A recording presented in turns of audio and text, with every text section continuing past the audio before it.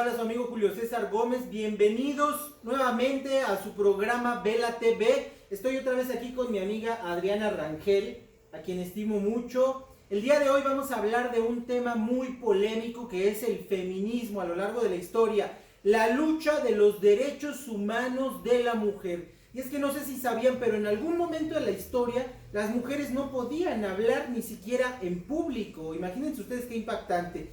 Precisamente por eso es muy importante hablar de este tema. Hay inclusive mujeres que el feminismo actual radical no considera como feministas, como la tía de Alejandría, como Cristina de Pizán, como Sor Juana Inés de la Cruz, que no son consideradas miembros del feminismo actual. Sin embargo, son mujeres que fueron íconos en la historia.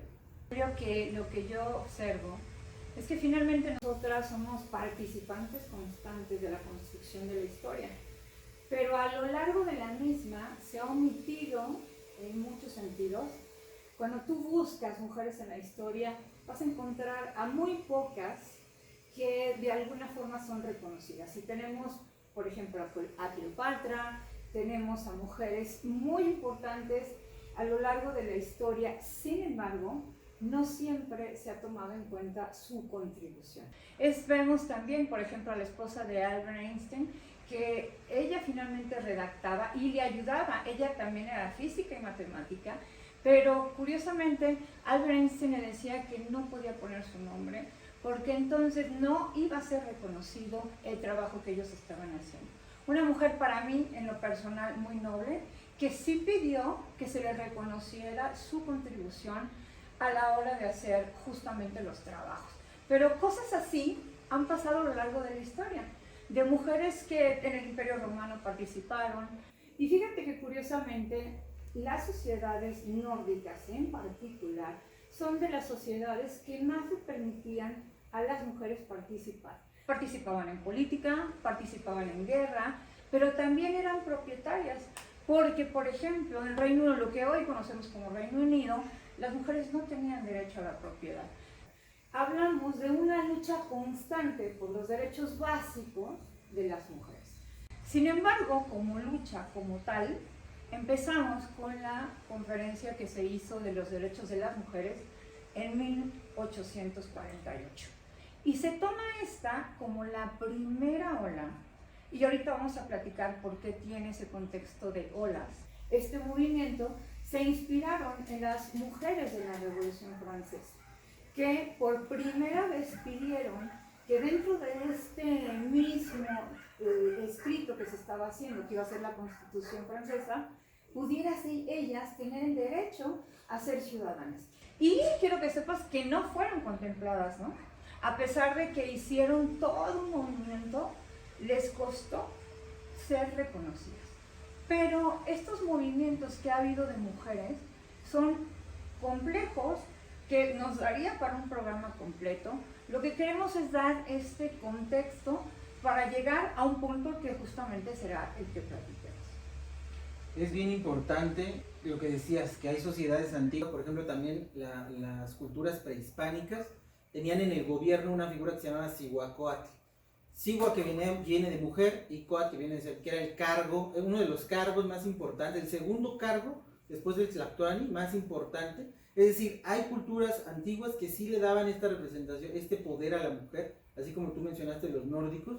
Y bueno, el término de las olas, ahí es un dilema, Adriana, tú lo sabes, porque muchos historiadores hablan de 3 olas, muchos historiadores hablan de 4 olas, y realmente se mezclan unas con otras, y hablan de una ola porque justamente lo que hacen estos movimientos de mujeres es venir a quitar esa calma, ¿no? Como en el mar, que se ve inmenso y tranquilo, pero llega la ola y avienta. Pues ese es el movimiento feminista, ese es el movimiento que en su momento peleó por el derecho, en el caso de las sufragistas, por el derecho al voto. Y bueno, hay variantes, algunos dicen que solamente hay 3 olas, y que estamos viviendo parte de esa tercera ola.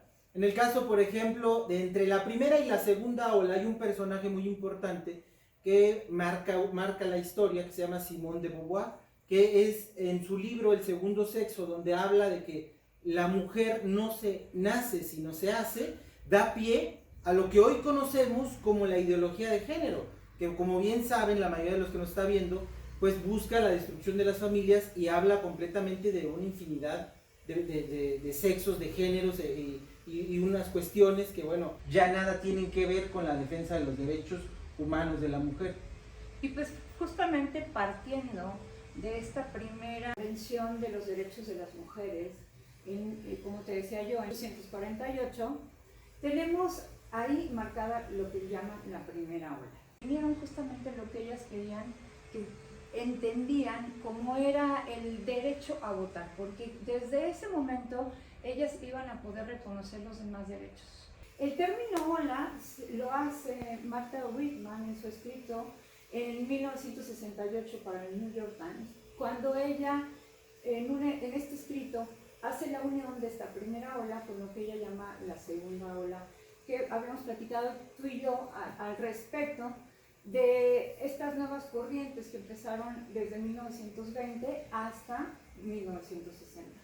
Y en todos estos lo que se buscaba era justamente que paulatinamente las mujeres empezaran a tener derecho no nada más a votar, sino en esta otra parte también sus derechos a ser votadas, sus derechos a poder decidir y a tener propiedad, por ejemplo, porque esto no se veía hasta, fue digamos que una manera de escalar los derechos de las mujeres. Efectivamente, es impactante cómo hay tantas variantes del feminismo. Dentro de la primera ola y la segunda ola hay también un feminismo inclusive fascista. Fíjate que los fascistas, en este caso los nazis, el nacionalsocialismo también llegó a generar un feminismo que obviamente estaba lleno de contradicciones, porque al tiempo de que permitían a las mujeres participar en política, también le restringían, por ejemplo, libertades, ¿no? Porque querían una mujer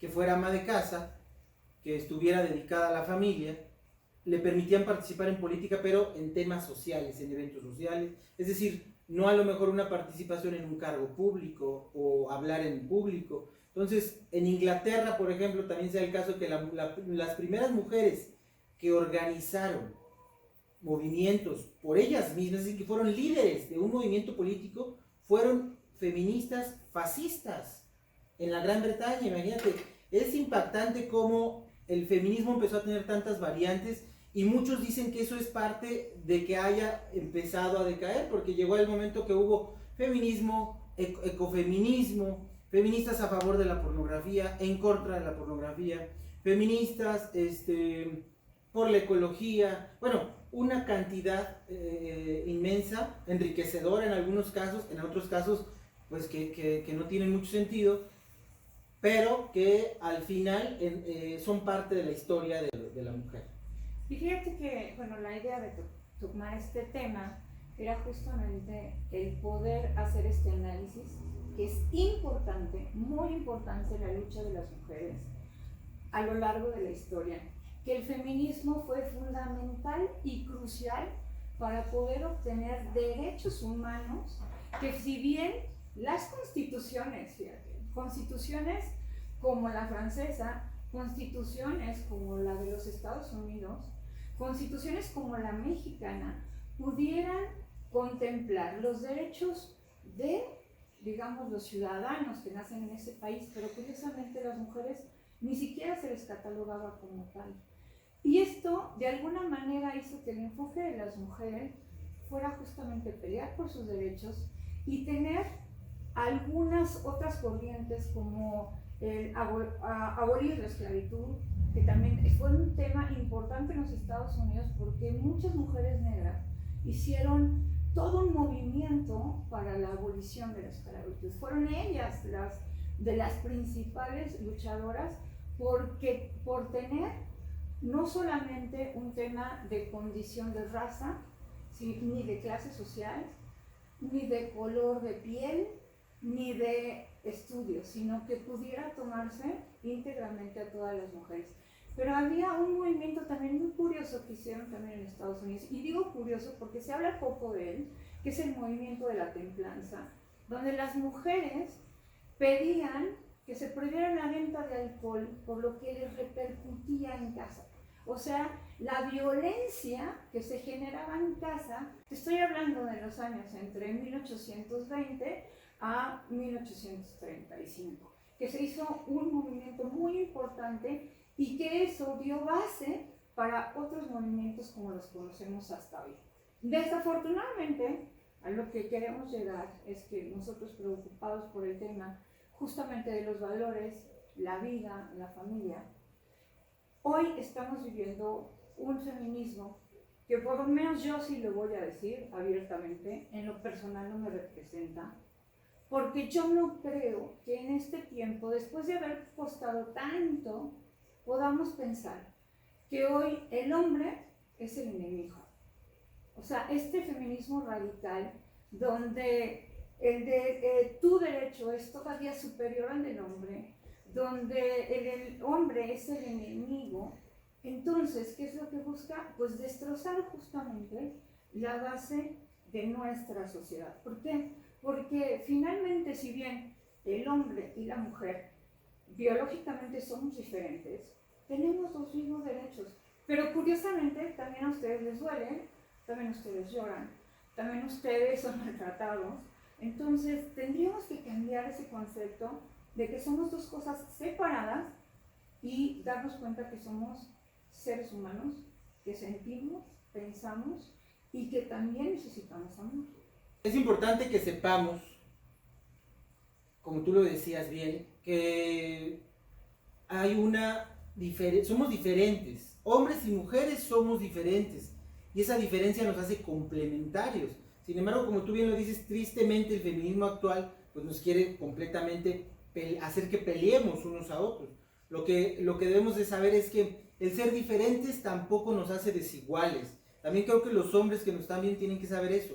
Las mujeres tienen que tener igualdad de derechos, igualdad de oportunidades. Eso debemos de estar de acuerdo, y yo creo que todos estamos de acuerdo, porque tampoco es una cuestión de ser machista o lo contrario, ¿verdad? Pero sí tenemos que remarcar que somos diferentes biológicamente, pero esa diferencia nos hace complementarios. Por lo tanto, no tenemos que estar peleando unos con otros, ni vernos como el enemigo, sino por el contrario, vernos como complementarios, iguales en derechos, iguales en oportunidades. Y también, Julio, en obligaciones. Que esto va a ser una serie de videos que queremos llegar a ver justamente la estructura de la familia y cómo podría ser desde el tema de nuestra enseñanza bíblica el orden, porque como yo sigo insistiendo, tenemos nuestro manual, que es la Biblia, que ahí justamente Dios comunica cómo es la forma. No es que sea una instrucción que tú simplemente digas o hagas porque así está mandatado.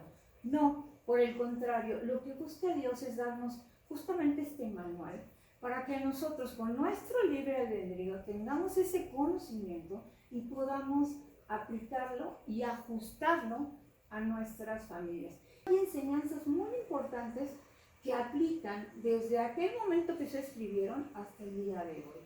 Y si nosotros los conociéramos, nos darían y nos facilitarían el tránsito y la organización no solamente de nuestra vida personal, la de nuestra familia, la educación de nuestros hijos, la manera de llevar nuestra empresa.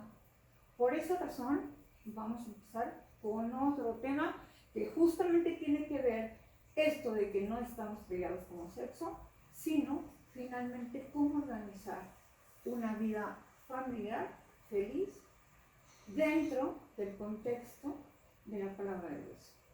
Por eso queremos invitarlos a todos los que nos ven en Vela TV el próximo miércoles a la misma hora.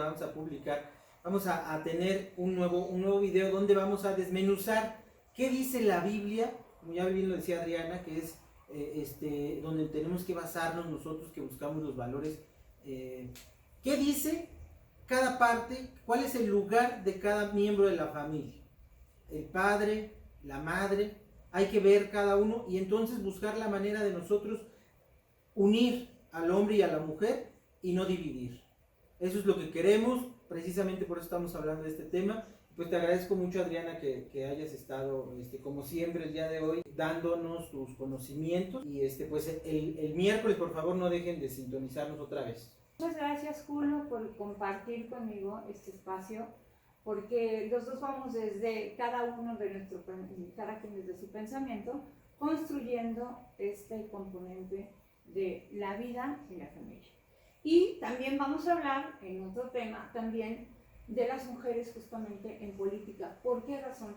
Porque si bien hoy en este país tenemos un 50 y un 50% para poder ser elegidas, ha sido una lucha histórica de mujeres en todo el mundo, pero tomemos en cuenta que el voto en México se dio hasta 1953 y a partir de ese momento ha sido una lucha de las mujeres mexicanas por conseguir una posición política de representación, porque tú recordarás que también a veces las mujeres se les ponía nada más para dar la imagen, pero terminaba gobernando siempre un hombre. Entonces, esa es otra parte, porque también las mujeres podemos aspirar a puestos de elección popular el día de hoy. Precisamente por eso les mandamos un mensaje a todas las mujeres que nos están viendo: participen en política, infórmense y compartan este video para que otras personas se enteren de lo que está pasando. Compártanos, véanos el próximo miércoles y muchas gracias a todos. Gracias y me dio gusto volver a estar con ustedes.